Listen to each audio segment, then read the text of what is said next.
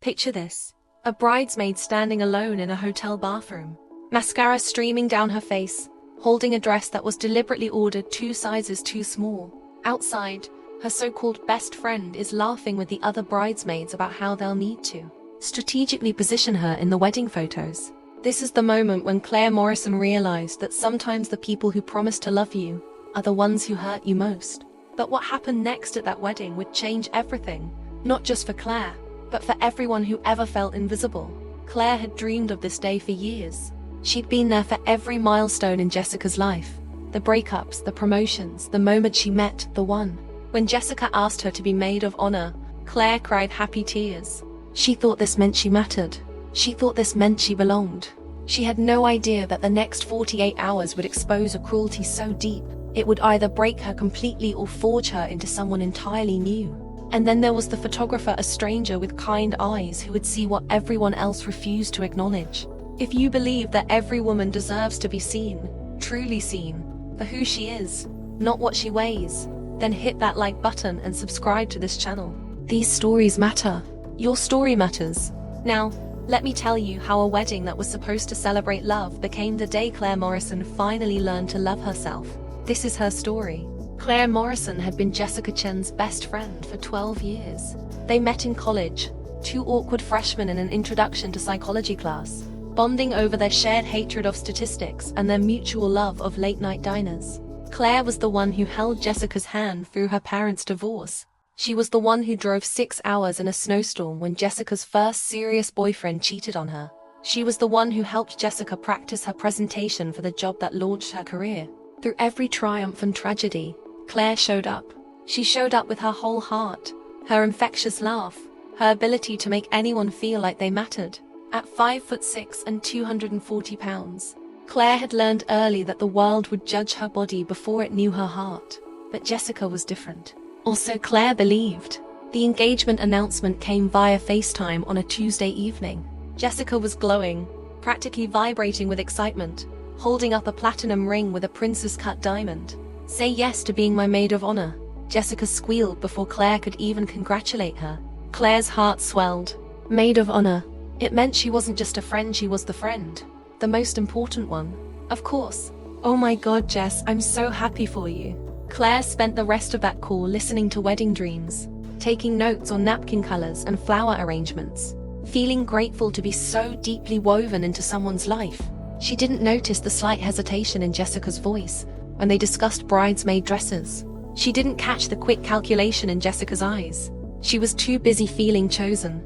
The other bridesmaids were Jessica's new friends, women from her corporate job, polished and petite, the kind who posted yoga selfies and green smoothie recipes. There was Madison, the senior analyst with perfect posture and a collection of designer handbags. There was Riley, the marketing director who spoke in buzzwords and wore athleisure-like armor. And there was Sienna, Jessica's work wife, who had opinions on everything and the confidence to share them loudly.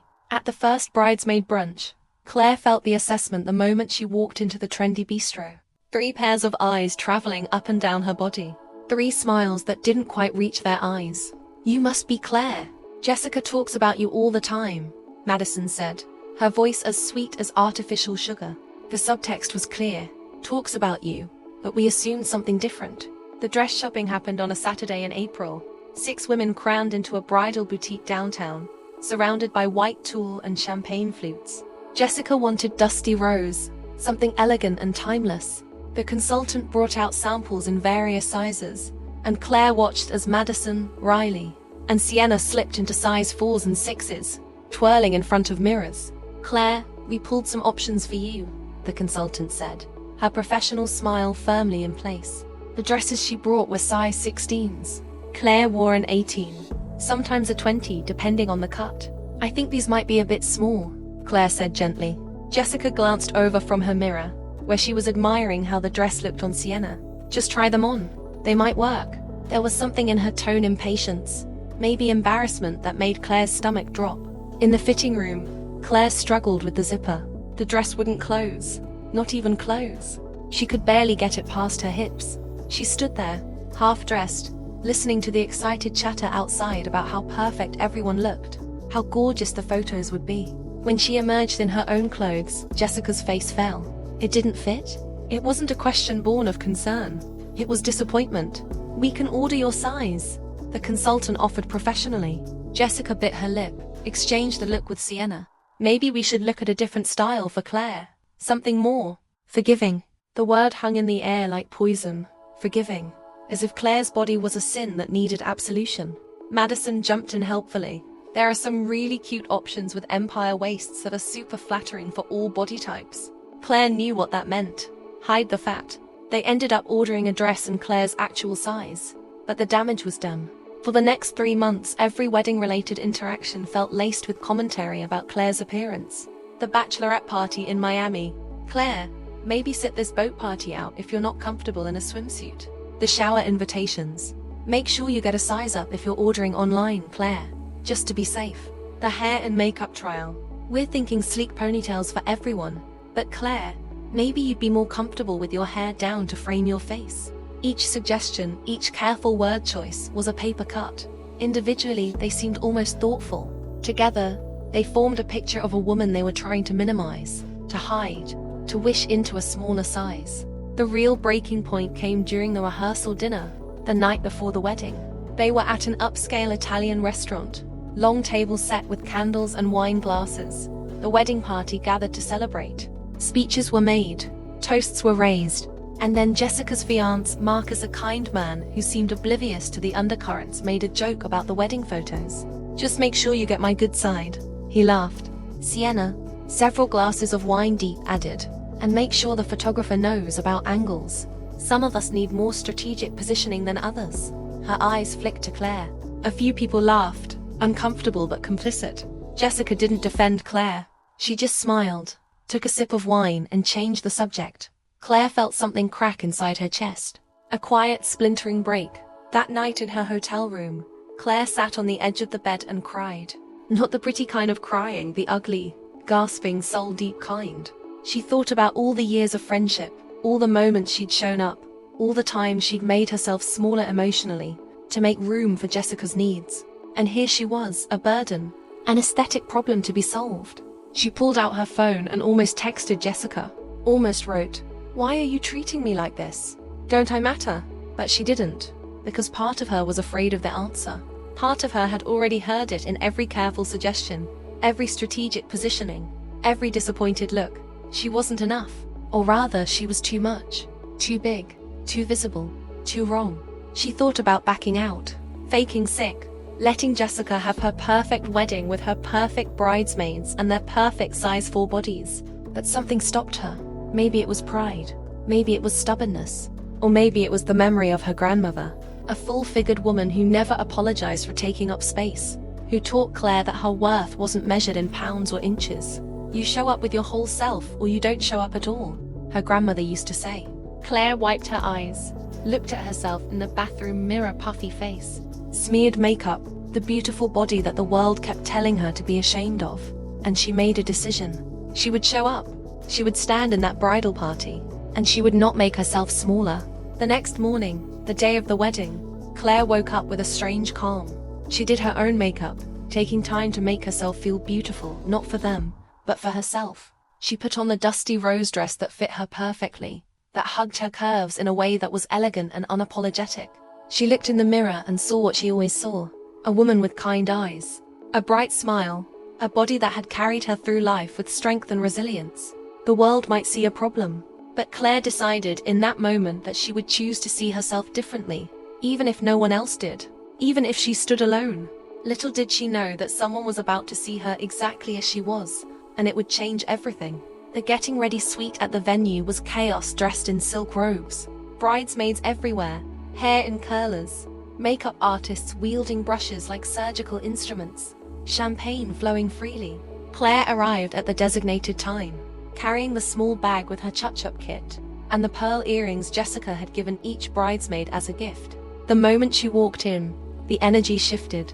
Madison looked up from her phone. "Oh, you did your own makeup." Not a question. An observation with judgment baked in.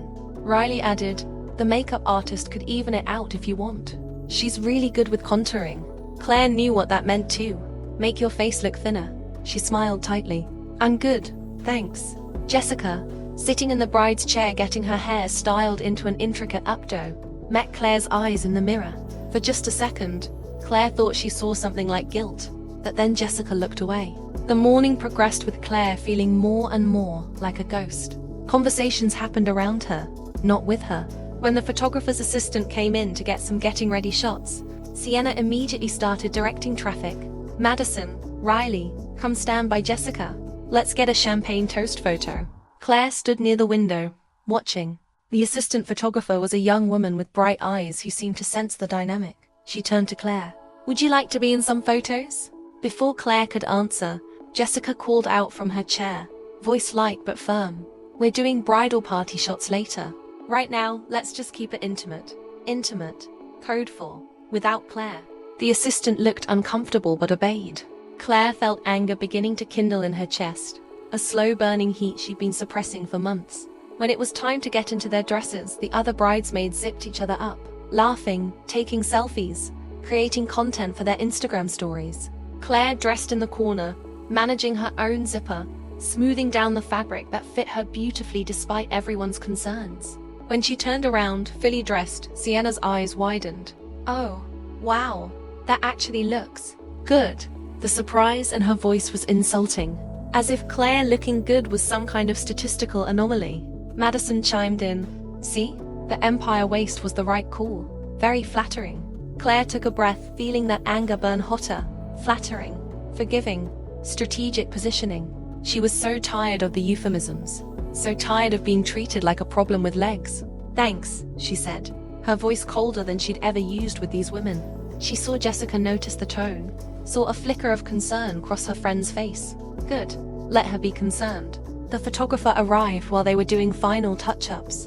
Claire heard him before she saw him, a warm, professional voice greeting everyone, putting the nervous bride at ease. Good morning, beautiful people. I'm Daniel Reeves, and I'm here to make you all look like the stars you are. Claire glanced over and saw a man in his mid-30s, tall, with dark hair pulled into a small bun, wearing all black with a camera around his neck. He had the kind of face that suggested he smiled, a lock crow's feet at the corners of his eyes, laugh lines around his mouth. He was setting up equipment, chatting easily with Jessica about the timeline, the shots she wanted, the feeling she was going for. Claire watched him work, noticing how he seemed genuinely interested in people, asking questions, making everyone comfortable. She wondered if he'd look at her the way the others did. She wondered if she'd see that same subtle disappointment. Daniel started with detail shots, the dress hanging up, the shoes, the bouquets, the jewelry. Then he moved to portraits of Jessica, capturing her excitement, her beauty, the anticipation of the day. Claire watched him work and realized he wasn't just taking pictures. He was seeing people, really seeing them. When he photographed Madison fixing Riley's hair, he caught a moment of genuine friendship. When he photographed Sienna laughing at something on her phone, he captured the light in her eyes. He was looking for the truth in people, the realness. And Claire found herself hoping, dangerously, that when he looked at her, he might see something real too. Something beyond the body everyone else wanted to hide. The moment came when Daniel called for bridal party photos. All right, ladies, let's get the full crew together. I want to see all of Jessica's favorite people. Everyone gathered around the bride, arranging themselves in the practiced way of women who understood social media aesthetics. Claire started to join them, but Sienna put a hand on her arm. Maybe you stand on the end, Claire, just for balance. Balance. Another euphemism. Claire felt something in her snap. No, she said quietly. Sienna blinked. What? Claire raised her voice slightly, making sure Jessica heard. I said no. I'm the maid of honor. I stand next to the bride. The room went silent. Jessica's eyes widened. Madison looked at Riley. Daniel, checking his camera settings, glanced up with interest. Claire walked directly to Jessica's side, claiming her space, refusing to be positioned out of frame or strategically hidden. Claire, Jessica hissed. Don't make this weird. I'm not making it weird. I'm standing where I belong. Daniel stepped in before the tension could explode. Perfect. Maid of honor next to the bride is exactly where you should be. That's tradition for a reason. He smiled at Claire, a genuine smile that reached his eyes. And for the first time all day, Claire felt seen in a good way. He started directing the group, making suggestions for poses, keeping the energy light. But Claire noticed something. Every time he looked through his lens at her, he didn't frown. He didn't suggest an angle to minimize her. He just photographed her. When he checked the back of his camera after a series of shots, she saw him pause on one particular image. Claire laughing at something, her head thrown back, her joy unfiltered. He looked at that photo for a long moment, then looked up at Claire with something like appreciation, something like respect. Claire felt her anger transform into something else, something like hope. During a break while Jessica went to use the restroom, Daniel approached the bridesmaid's table where Claire was adjusting her bouquet. "Hey, I'm Daniel. I don't think we've been properly introduced." He extended his hand. Claire shook it, surprised by the warmth of his grip. "Claire, maid of honor. I know. Jessica told me you two go way back. College, right?" Claire nodded, wary. 12 years. Daniel smiled. "That's rare. Real friendship like that." He paused, seemed to consider his next words carefully. "Can I be honest with you about something?" Claire tensed, preparing for some version of the conversations she'd been having all morning. But what he said surprised her. "I've been photographing weddings for 8 years. I've learned to read dynamics. And I see what's happening here. I see how they're treating you. And I just want you to know, it's bullshit." Claire stared at him, stunned. Daniel continued, his voice low enough that only she could hear. "You're beautiful. The camera loves you. You have this incredible expressive face. And when you smile, really smile. Not that polite smile you've been wearing all morning, you light up a room. Anyone trying to hide that or minimize that is a fool. And honestly, it's making me angry. And I just met you 10 minutes ago." Claire felt tears prick her eyes, the kind that come when someone offers you kindness after prolonged cruelty. "Why are you telling me this?" she whispered. Daniel shrugged. "Because someone should.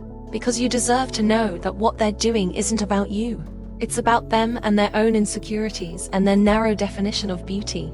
And because I want to make sure you're in every single photo today, front and center, where you belong."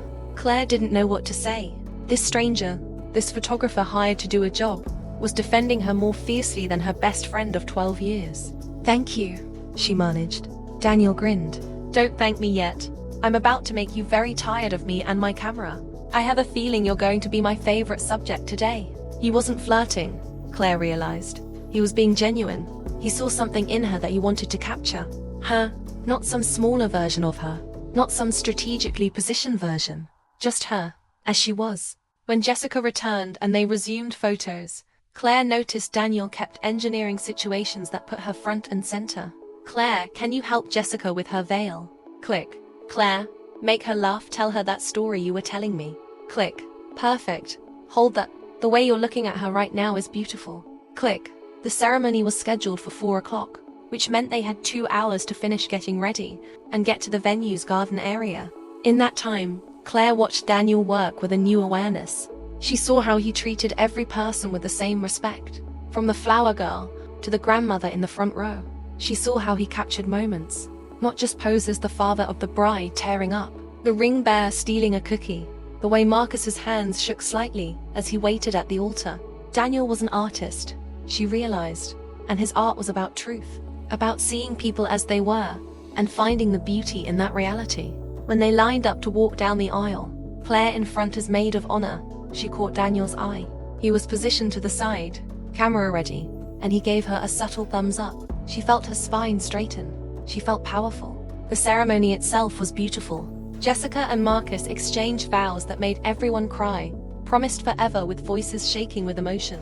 Claire stood at the altar holding Jessica's bouquet, watching her friend become a wife, feeling a complicated mix of happiness and hurt. Because she loved Jessica. Even after everything, she loved her. But she was also beginning to understand that love doesn't excuse cruelty, that you can care about someone and still recognize when they're treating you badly.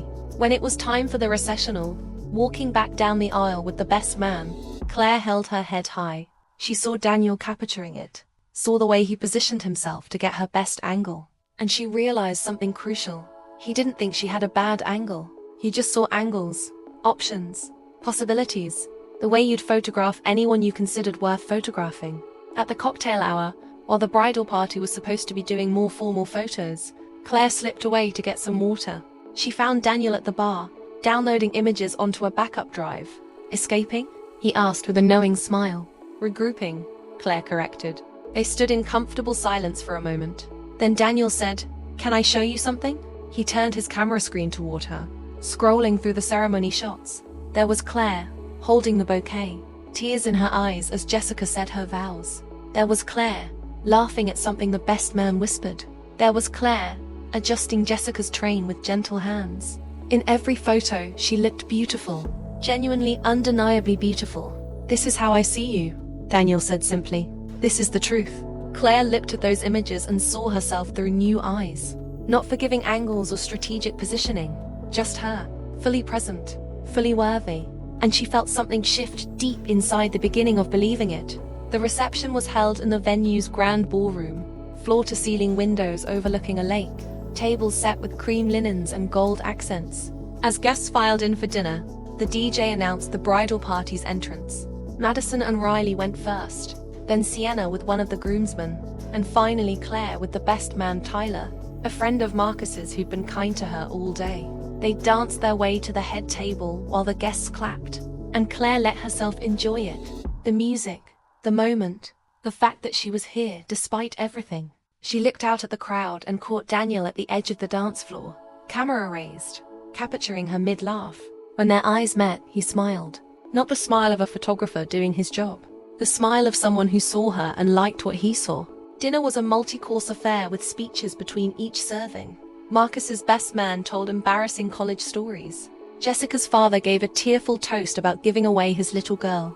And then it was Claire's turn. She stood, champagne glass in hand, notes she'd written weeks ago tucked in her clutch.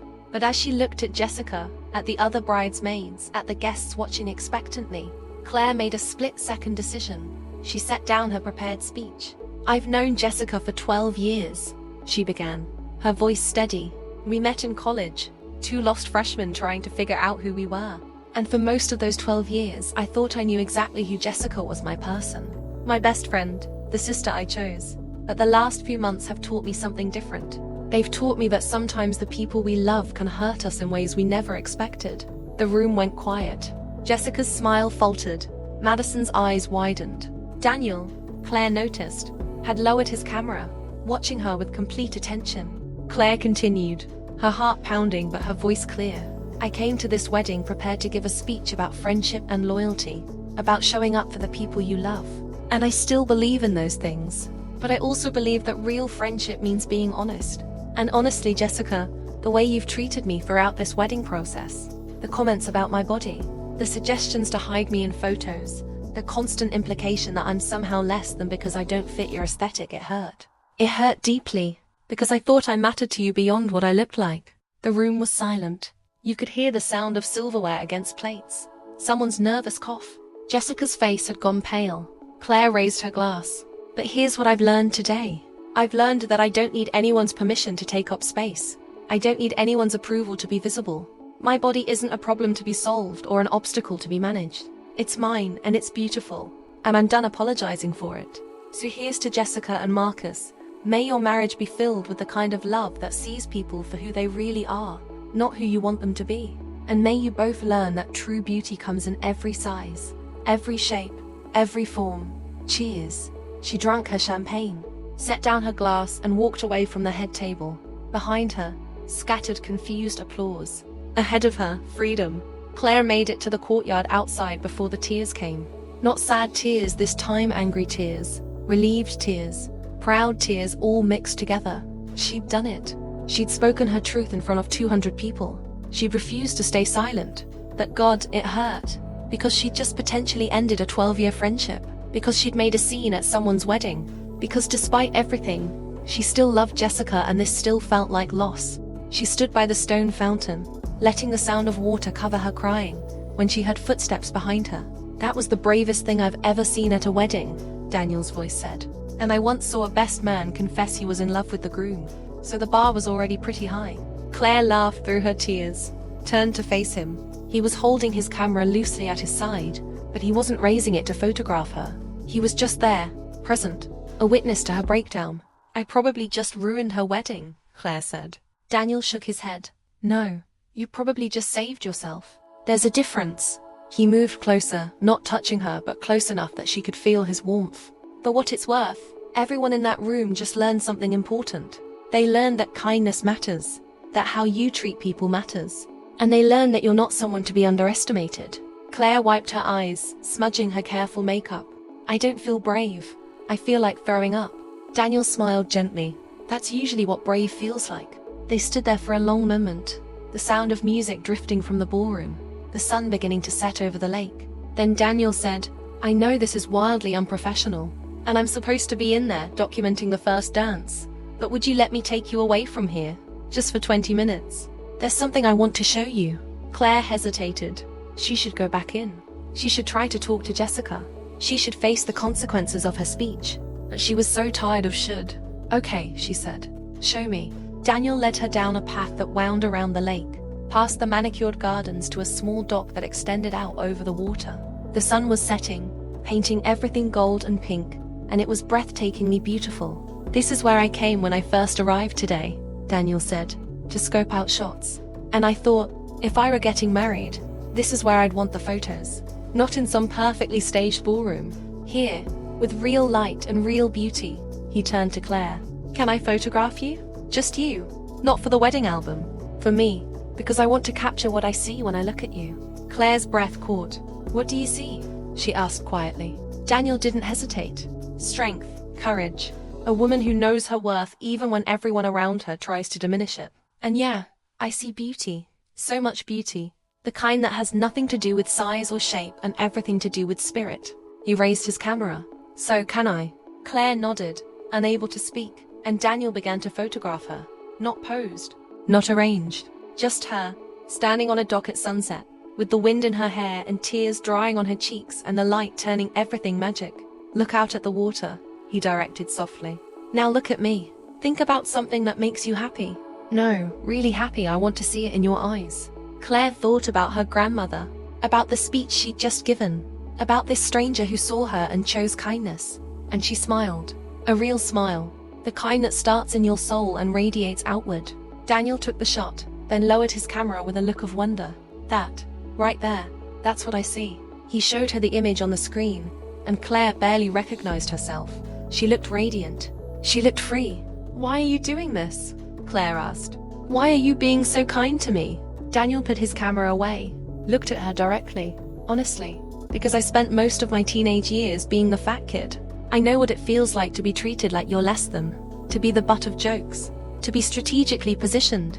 I lost weight in my 20s, started working out, changed my appearance, and the way people treated me changed overnight. Same person, different packaging, completely different response, and it made me so angry at the world, at the arbitrary cruelty of beauty standards, at the way we decide who gets kindness and who doesn't based on something as meaningless as body size. He paused. When I saw how they were treating you today, I saw my younger self, and I couldn't stay silent. Claire felt something shift between them. Not romance, not yet, but recognition. The kind that happens when two people who've suffered in similar ways find each other. Thank you, she said, for seeing me. Daniel smiled. Thank you for letting me. They started walking back toward the ballroom, the music getting louder as they approached. Before they went inside, Daniel touched her arm gently. Whatever happens in there, know this. You already won. You spoke your truth. You refused to be small. That's victory. Everything else is just aftermath. Claire squared her shoulders, took a breath, and walked back into the reception. She didn't know what she'd face, but she knew she wouldn't face it invisible. Not anymore. Inside, the first dance was just ending. Jessica and Marcus swaying to some romantic ballad, their guests watching with champagne glasses raised. Claire slipped back to the head table, aware of eyes following her, whispers behind hands. Madison wouldn't look at her. Riley was on her phone, probably texting about the drama. Sienna stared daggers. But Tyler, the best man, leaned over and whispered. That speech was legendary. Uncomfortable as hell, but legendary. Claire appreciated his honesty. When the DJ announced the father-daughter dance, Claire took the opportunity to slip away to the bathroom. She needed a moment to process, to prepare for whatever came next. She was washing her hands, looking at her reflection, smudged mascara, flushed cheeks, but somehow still standing when the door opened. Jessica walked in. For a long moment, the two women just looked at each other. Former best friends separated by 3 feet and an ocean of hurt. "You've ruined my wedding," Jessica said, her voice shaking. Claire took a breath. "No, Jess. I told the truth at your wedding. There's a difference." Jessica's eyes filled with tears. Everyone is talking about it. My mom is upset. Marcus's family thinks I'm a terrible person. How could you do that to me? Claire felt the anger return, hot and bright. How could you do what you did to me? For months, Jessica. Months of little comments and strategic positioning, and making me feel like I was a problem you had to solve. I've been your best friend for 12 years. I was there for everything, and you treated me like an embarrassment. Jessica flinched. I wasn't. She stopped, tears spilling over. You don't understand. Then help me understand, Claire said. Help me understand why you chose them over me. Why you let them treat me like I was less than. Why you didn't defend me once. Jessica sank against the counter, her perfect updo slightly mussed, her makeup running. Because I was scared, she whispered. Because they're my co-workers and I see them every day and I wanted them to like me. Because when I'm with them, I feel like I'm someone important. Someone who matters in a different way than when I'm with you. Claire stared at her. And what way is that? Jessica looked up, mascara tears tracking down her cheeks. You make me feel like the girl I used to be. Before the job, before the promotion, before I had to be perfect all the time. And I love that girl, but I'm also trying so hard not to be her anymore. Claire felt her heart break in a new way. So you chose to be cruel. You chose to make me feel small so you could feel big. Jessica shook her head, desperate. I didn't mean to hurt you. I just got caught up in what they were saying. And I didn't know how to stop it without looking weak and... Weak? Claire interrupted. Standing up for your friend would have made you look weak. She laughed bitterly. You know what's weak, Jess? Caring more about what those women think than about someone who's loved you for over a decade. Prioritizing your image over my dignity. That's weak. Jessica crumpled, sliding down to sit on the bathroom floor in her wedding dress, sobbing. I'm sorry. I'm so sorry. You're right. About all of it. I was awful. I let them be awful. And I didn't stop it because I was too worried about myself. Claire looked down at her former best friend, crying on the bathroom floor, and felt the rage begin to ebb. Not disappear. It would take a long time to fade completely, but transform into something more like grief. I believe you're sorry, Claire said quietly. But that doesn't undo the hurt. That doesn't change what happened. Jessica looked up, desperate. Can you forgive me? Can we go back to how we were? Claire shook her head slowly. No, we can't go back because I've changed. Because I'm not willing to accept crumbs of respect anymore. Because I deserve better than what you gave me. She paused. Maybe someday we can be friends again. Real friends. The kind who defend each other and show up with courage. But not today. Today, I need you to respect my boundary. Today, I need space. Jessica nodded, still crying, makeup completely ruined now. Claire helped her up, handed her paper towels, watched as her friend tried to clean up her face. You should probably redo your makeup before you go back out there, Claire said. It wasn't unkind, just practical. Your photographer will want to get those evening shots. Jessica laughed weightly. Your photographer spent half the reception photographing you instead of me. I think he likes you. Claire felt heat rise to her cheeks. He's professional. He's just doing his job. Jessica met her eyes in the mirror. No, trust me. I've seen the way he looks at you. That's not professional. That's personal. And despite everything, she smiled. A real smile. You deserve that, Claire. You deserve someone who sees you the way he does. They walked out of the bathroom together. Not as best friends, but not as enemies either. Something in between. Something undefined. Back in the ballroom, the party was in full swing. Dancing, drinking, celebrating. Claire decided she didn't want to leave. This was her night too. She'd been part of making this wedding happen, even if it had been painful. So she danced with Tyler. She danced with Marcus's dad. She even danced by herself, letting the music move through her, letting herself take up space on that dance floor without apology. And every time she looked up, she caught Daniel watching her, not photographing, just watching, and smiling. Near the end of the night, as the DJ played the last slow songs and guests started to leave, Daniel approached her. I'm pretty much done with the formal shots. My assistant is handling the exit photos, so I'm off the clock. He hesitated, suddenly looking less confident. Would you maybe want to get coffee? Or food? Or just talk? Claire felt butterflies for the first time in months. Now, if you want. Or tomorrow. Or never, if I'm completely misreading this situation and making a fool of myself. Claire laughed. You're not misreading anything. And yes, coffee sounds perfect. They left the reception together, Daniel holding the door for her. And Claire stepped out into the cool night air feeling lighter than she had in months. Behind her, a wedding. Ahead of her, possibility. And for the first time in a long time, she felt ready for whatever came next. The coffee shop was a 24-hour diner near the venue, the kind with red vinyl booths and a jukebox in the corner. Claire and Daniel slid into a booth near the window, still in their wedding clothes, her in the dusty rose bridesmaid dress, him in his black button-down and slacks. The waitress, a woman in her 50s with tired eyes and a kind smile, didn't even blink at their formal attire. "Wedding or funeral?" she asked, pouring coffee. "Wedding," Daniel answered. But there were some funerary vibes. The waitress laughed. "Those are always the best ones. What can I get you?" They ordered pancakes and eggs, comfort food for a complicated night. As they waited, Daniel pulled out his camera. "Can I show you the rest of the photos I took today?" Claire nodded and he scrolled through the images. There was the getting ready suite, the ceremony, the reception, but there were also dozens of photos of Claire. Claire at the altar, holding the bouquet. Claire laughing with Tyler. Claire standing alone in the courtyard, tears on her face but chin raised. Claire on the dock at sunset, looking like she belonged in a magazine spread. "You photographed me like I was the bride," Claire said softly. Daniel looked up from the camera. "I photographed you like you deserve to be photographed. There's no rule that says only the bride gets to be beautiful." He paused. "Actually, that's not true. You were definitely the most beautiful person at that wedding." Claire felt her cheeks heat. "You're flirting with me." "I'm definitely flirting with you," Daniel confirmed with a grin. "Is that okay?" Claire took a sip of coffee, considering. "Yes, very okay." They smiled at each other across the table. This man and woman who'd met just hours ago, but felt like they'd known each other longer. The food arrived, and they talked while they ate.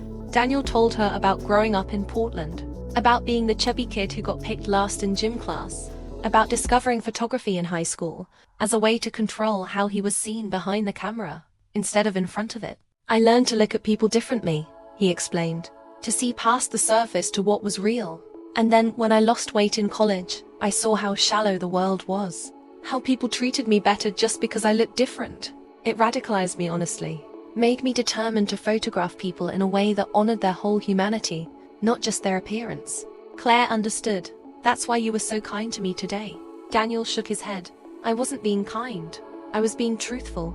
There's a difference. Kind suggests charity. I wasn't photographing you out of pity. I was photographing you because you're genuinely stunning." Claire told him about her childhood, about being the fat kid in a family of naturally thin people, about her grandmother who taught her that her body was a home, not a battleground. She used to say, "You've got a life to live, sweetheart. Don't waste it at war with yourself." Claire smiled at the memory. She wore bright colors and bold patterns and took up space without apology. "She taught me that fat wasn't a feeling or a flaw. It was just a neutral descriptor, like tall or brown-eyed, just part of who you are." Daniel listened with complete attention. "She sounds incredible." "She was," Claire said, the past tense still painful even years later. "She died when I was 22, but I think about her all the time. About what she'd say in moments like today." Daniel reached across the table, covered Claire's hand with his. "I think she'd be proud of you. For speaking up, for refusing to be erased." They talked for 2 hours, until the sky outside started to lighten from black to navy to pale purple. They talked about bad dates and good books, about traveling and staying home, about what makes a life meaningful. Daniel told her about his dream of doing portrait photography full-time, moving away from weddings to focus on capturing people's authentic stories. "I want to photograph people who don't usually get photographed," he explained. "Plus-size women, elderly people, people with disabilities, people who've been told they're not photogenic. I want to show them what I see, show them their own beauty reflected back." Claire felt her heart expand. "That's the most beautiful thing I've ever heard." Daniel squeezed her hand. "Come to my studio tomorrow. Let me do a proper portrait session with you. Not for anyone else, just for you." Claire said yes before her anxiety could talk her out of it. They exchanged phone numbers, made plans for the next afternoon. When they finally left the diner, the sun was fully up, casting everything in golden morning light. Daniel walked her to her car, and they stood in the parking lot for a moment, neither wanting to say goodbye. "Today was the strangest day," Claire said. "It started as one of the worst, and somehow ended as one of the best." Daniel smiled. "That's the thing about transformation. It usually happens in the hardest moments." He hesitated, then leaned in and kissed her cheek, gentle and sweet. "Text me when you get home safe." Claire drove back to her apartment in a daze, still wearing the bridesmaid dress. still processing everything that had happened. When she got home, she took off the dress carefully, hung it up, and stood in front of her mirror. She looked at her body, the soft stomach, the thick thighs, the curves that the world kept telling her to hide. And for the first time in months, she didn't see a problem. She saw herself, just herself, whole and real and enough.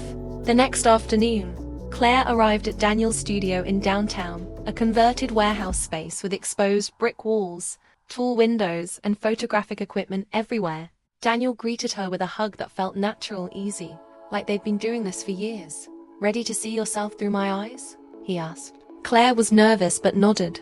Daniel had her sit in a chair by the window, natural light pouring in. "Just be comfortable," he directed. "Think about something that makes you happy, or nothing at all. I'm just going to shoot and you just exist." For the next hour, Daniel photographed her, laughing, serious, looking away, looking directly at the camera. He played music, made her comfortable, told her stories that made her forget she was being photographed.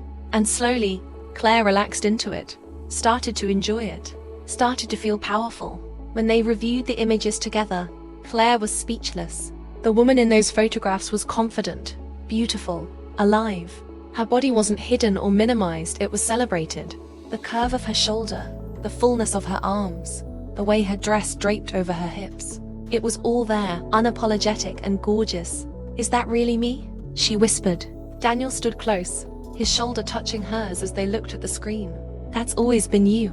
You just needed someone to reflect it back." Claire turned to him, overwhelmed with gratitude and something deeper. "Thank you for seeing me, for showing me." Daniel cupped her face gently. "Can I kiss you? For real this time?" Claire answered by closing the distance between them, and they kissed there in the studio, surrounded by images of her own beauty, claiming something new and real and hers. They started dating. It wasn't rushed or frantic.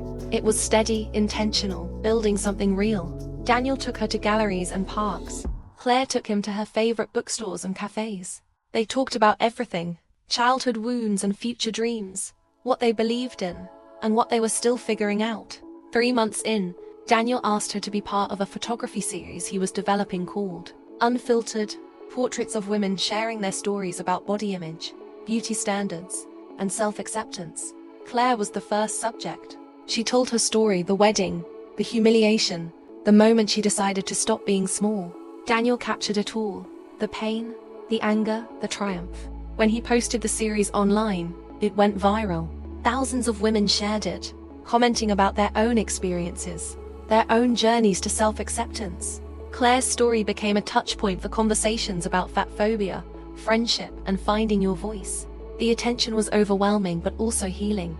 Women reached out to thank her, to share their stories, to say they felt less alone. Claire started a blog, writing about body positivity and self-worth, and it grew quickly.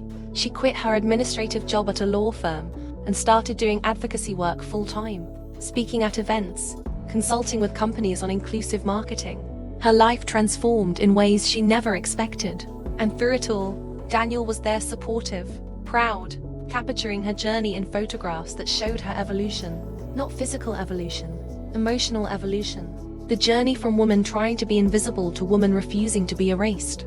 1 year after the wedding, Claire got a message from Jessica, a long one. It said, "I know you asked for space, and I'm sorry if this is overstepping, but I've been going to therapy, trying to understand why I acted the way I did, unpacking my own issues with appearance and validation and friendship.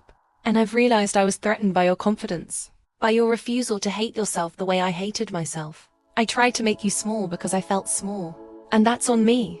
I don't expect forgiveness, but I wanted you to know I'm working on it, that I see now what I couldn't see then, and that I'm genuinely happy for the life you're building.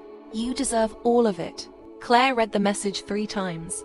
She showed it to Daniel, who was sprawled on her couch, editing photos. "What do you think?" she asked. Daniel looked up. "I think people can change.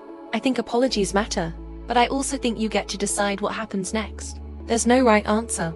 Claire thought about 12 years of friendship, about the good times before everything went wrong, about Jessica crying on the bathroom floor, and she made a decision. She wrote back, "Thank you for the apology. It means more than you know.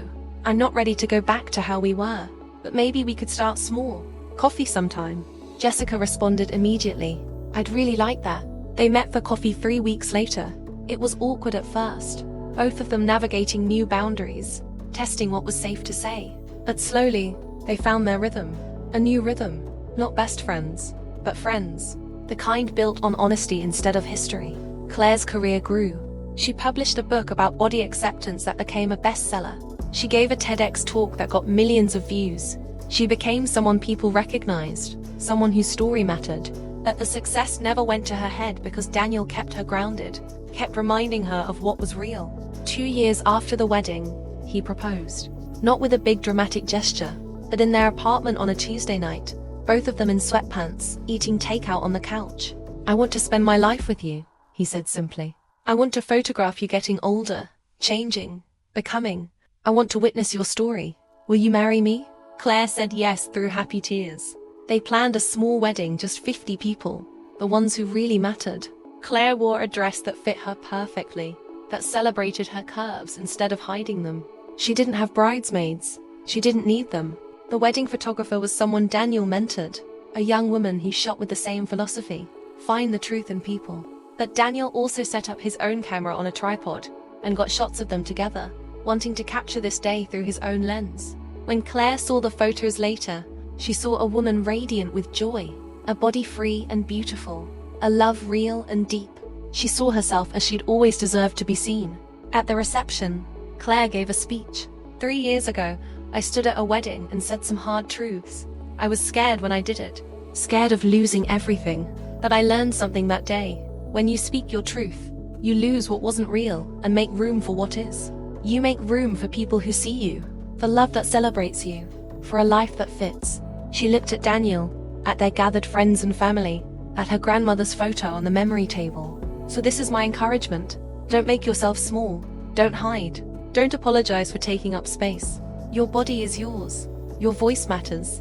And you deserve to be seen exactly as you are." Everyone stood and applauded. And Claire stood there, full and visible and unashamed, finally at home in her own skin. 5 years after the wedding that changed her life, Claire stood in front of a packed auditorium at Northwestern University, preparing to give a keynote speech for Body Positive Week. She was 39 now, comfortable in her body in a way that felt miraculous given where she'd started. Her book was in its 3rd printing. Her consulting business was thriving. She and Daniel had a photography studio together. She worked with clients on branding and messaging while he captured images that told their stories. Their business, called Unfiltered Stories, focused on people and companies committed to authentic representation. They'd built something beautiful together, and the best part was they'd done it while staying true to their values. Claire looked out at the sea of young faces, students who were still figuring out who they were, who they wanted to be, and remembered what it felt like to be that age. Uncertain, seeking, hungry for someone to tell them they were enough. "When I was in college," Claire began, her voice steady and clear, "I believed that friendship meant loyalty at any cost. That love meant accepting whatever you were given. That beauty had a specific size and shape, and if you didn't fit that mold, you should apologize for your existence." She paused. Let that sink in. "I was wrong about all of it, and it took a public humiliation at my best friend's wedding to wake me up." She told them the story, the whole story, the months of microaggressions, the suggestions to hide, the moment she stood at that reception and refused to stay silent. She told them about Daniel, about seeing herself through his lens, about learning that she'd been beautiful all along. "The transformation people always want to talk about isn't the one that happened to my body," Claire said. "It's the one that happened to my mind. I stopped waiting for permission to exist. I stopped making myself small to make others comfortable. And my whole life changed. Not because I changed my body, but because I changed my relationship with my body." The applause was thunderous. After her speech, there was a Q&A session. Students asked about dealing with family criticism, about navigating dating as a plus-size person, about finding the courage to speak up. Claire answered each question with honesty, never sugarcoating the difficulty, but always emphasizing the possibility. "Will everyone in your life accept you when you stop shrinking yourself?" one student asked. Claire shook her head. "No, some people won't. Some people need you to be small so they can feel big. And that's information. That's how you know who's really for you." When the formal event ended, students lined up to talk to her individually. A young woman with tears in her eyes said, "I've been trying to lose weight before I let myself go to the beach. But hearing you speak, I think I've been doing it backwards. I think I've been waiting for my life to start. Claire hugged her. Go to the beach tomorrow. Wear the swimsuit. Start living now. You don't need anyone's permission. That night, back at the hotel, Claire video called Daniel, who was home in their apartment. How'd it go? He asked, his face filling the screen. Really good. Hard but good. There were so many young people who were going through what I went through. Daniel smiled. And now they have you. Someone who made it through and came back to show them the way. Claire felt grateful for him, for his constant support, for the way he'd never stopped seeing her as beautiful. I love you, she said. Come home soon, he replied. I miss you. Plus, I need your opinion on this new series I'm working on. They talked for an hour about art and business, and what they were going to have for dinner when she got back. Normal, beautiful, everyday life. The kind Claire had dreamed of but never thought she'd have. The kind where she was fully herself and fully loved. 6 months later, Claire got an invitation in the mail. Jessica's baby shower. They'd stayed in touch over the years. Not close the way they'd once been, but friendly. They had coffee every few months, texted on birthdays, liked each other's social media posts. The relationship had boundaries now, which made it healthier. Claire RSVP'd yes and showed up to the shower with a gift and an open heart. Jessica was glowing, 7 months pregnant, surrounded by family and friends. When she saw Claire, she excused herself from a conversation and came over. I'm so glad you came, Jessica said, and Claire could tell she meant it. They found a quiet corner to talk, and Jessica said, I follow your work, you know. The blog, the book, everything. And I'm proud of you, for building the life you have, for not letting what I did break you. Claire smiled. Thank you. And for what it's worth, I'm proud of you too, for doing the work, for apologizing. That takes courage. Jessica placed a hand on her pregnant belly. I think about that wedding a lot, about who I was then, and I'm trying so hard not to be that person anymore. She looked at Claire seriously. I'm having a daughter, and I'm terrified I'm going to mess her up, that I'm going to pass on all my issues about appearance and worth. Can I ask you something? Anything, Claire said. How do I raise her to be like you? To love herself no matter what her body looks like? Claire thought about it. You model it. You show her that bodies come in all shapes and sizes and all of them are worthy. You never comment on her weight or anyone else's. You teach her that her value isn't tied to her appearance. And when the world tells her otherwise, and it will, you be the voice that tells her different. Jessica nodded, tears in her eyes. Thank you, for still being willing to help me. After everything, Claire squeezed her hand. We're all growing. We're all learning. What matters is that we keep trying. The party continued, and Claire mingled with the other guests, many of whom recognized her from her advocacy work. She talked about body positivity and representation, about the importance of diverse images in media, about how every woman deserves to see herself reflected in the culture. She realized, standing there in Jessica's mother's house, that she'd become the person she needed when she was drowning in shame.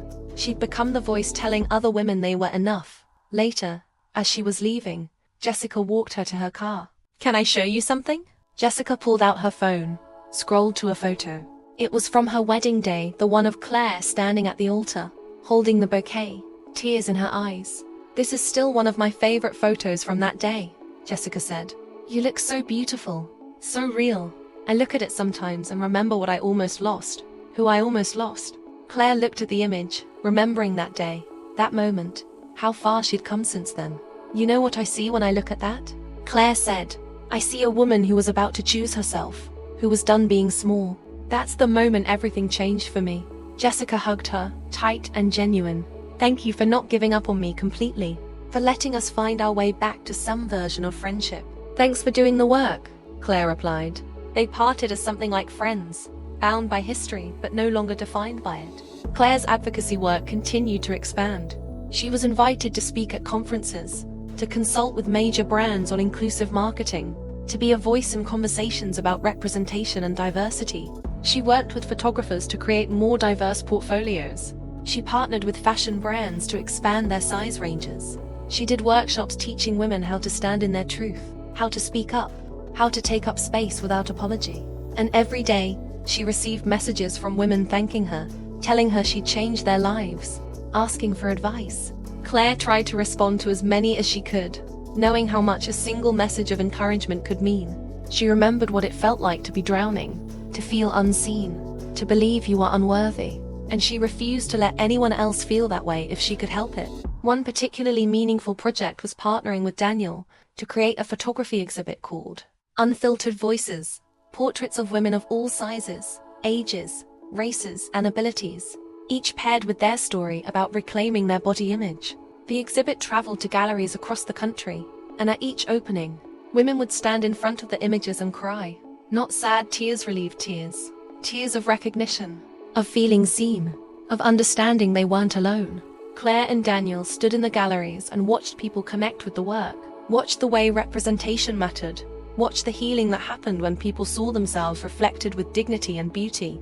This is what we're meant to do, Daniel said to Claire at one opening, watching a teenage girl take a photo of one of the portraits to show her friends. This is the work that matters. Claire agreed. It's not about making everyone love their body all the time. It's about giving people permission to exist without shame. That's revolutionary in itself. On Claire's 40th birthday, Daniel surprised her with a photo album. Inside were images spanning the last 7 years, from that first wedding where they met to their own wedding, to everyday moments of their life together. Photos of her speaking at events, working with clients, laughing with friends. Photos of her body at different moments, in different clothes, in different moods. And every single image showed a woman who was fully alive, fully present, fully herself. "This is how I see you," Daniel said, echoing the words he'd spoken to her that first night. "This is always how I've seen you." Claire looked through the album, tears streaming down her face, and realized she finally saw herself the same way. Beautiful, worthy, enough, not despite her body, but with her body. Because of her whole self, her strength, her voice, her courage, her heart. The final entry in the album was a photo from just last week. Claire at her desk, working on her second book, afternoon light streaming through the window. She was wearing comfortable clothes, her in a messy bun, completely absorbed in her work. She hadn't known Daniel was taking the photo. It was unposed, unfiltered, completely real. And it was her favorite photo of herself she'd ever seen. "This is who I am now," she said to Daniel, showing him the image. Not the girl who waited for permission, the woman who gives herself permission. Daniel kissed her forehead. "You've always been her. You just had to discover it." They spent the evening celebrating quietly dinner at home, cake from their favorite bakery, surrounded by the life they'd built together. A life defined by authenticity, by truth, by the radical act of loving yourself in a world that profits from your self-hatred. Claire thought about that wedding 7 years ago, about the girl who stood at a reception and spoke her truth while her voice shook. She thought about all the women who'd reached out since then, who'd shared their own stories of humiliation and transformation. She thought about Jessica's daughter, growing up in a world that would try to tell her she wasn't enough, but with a mother now committed to telling her different. She thought about every person who'd ever felt invisible, who'd ever been told to shrink, who'd ever apologized for taking up space. And she made a promise to keep doing this work, to keep telling these stories, to keep creating space for people to be seen exactly as they are, because that's what had saved her, being seen by someone who chose to look without judgment. And now it was her turn to be the person who sees, who witnesses, who says, "You are enough. You've always been enough.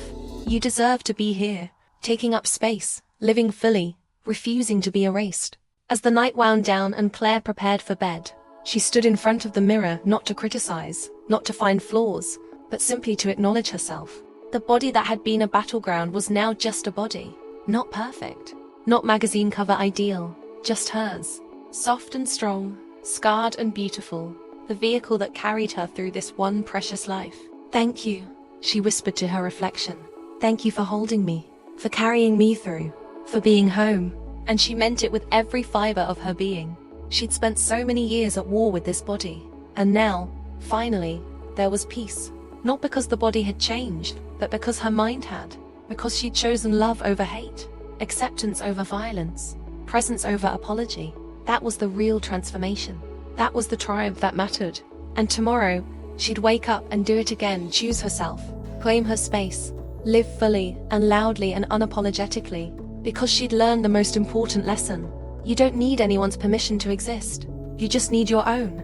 Claire Morrison's story isn't about losing weight or becoming someone different. It's about discovering she was enough all along. It's about refusing to be erased by people who couldn't see her value. It's about the power of being witnessed, truly seen by someone who chooses to look without judgment. From a humiliating moment at a wedding to becoming a voice for thousands of women reclaiming their bodies, Claire's journey is proof that transformation happens when you stop waiting for permission and start giving it to yourself. She didn't change her body, she changed her relationship with her body, and that changed everything. Her story reminds us that sometimes the people who try to make us small are the ones who help us realize how powerful we actually are. If this story moved you, if you saw yourself in Claire's struggle or her triumph, leave a comment below. Share your own story of refusing to be small, of claiming your space, of learning to love the body you have. Your voice matters. Your experience matters. You are not alone in this fight for self-acceptance. And remember, the world will spend your whole life trying to convince you that you're not enough unless you shrink, change, apologize, or hide. But you get to decide what you believe. You get to decide how much space you take up. You get to decide who has the privilege of seeing you, all of you, exactly as you are. That's your power. Don't give it away. Subscribe to this channel for more stories about women who refuse to be erased, who fight for their dignity, who transform pain into purpose. Hit that notification bell so you never miss an episode. Because these stories matter. Your story matters. You matter every inch, every curve, every pound, every part of you that the world told you was too much. You are not too much. You are exactly enough. And somewhere out there, someone is waiting to see you the way Daniel saw Claire, with wonder, with respect, with eyes that recognize beauty has no size limit. Until next time, remember, take up space, speak your truth, and never, ever apologize for existing.